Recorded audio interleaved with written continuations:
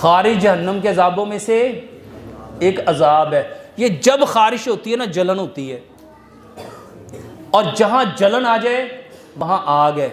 और इसका बेहतरीन इलाज मेरे मोहतरम भाइयों सब्ज़ा है। इसका बेहतरीन इलाज क्या है? सब्ज़ा। ये सब्ज़ धनिया और सब्ज़ पुदीना वल्लाह खारिश की बेहतरीन दवाई है।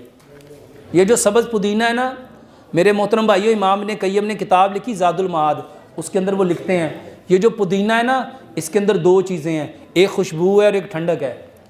एक खुशबू और एक, जहाँ खुशबू और ठंडक होती है वहाँ शैतान ठहर नहीं सकता, वहाँ पे शैतान ठहर नहीं सकता। और मेरे मोहतरम भाइयों, हमारे जिस्म में शैतान कैसे गर्दिश करता है? जैसे नालियों में खून, जैसे नालियों में। और ये बताने वाले कौन है?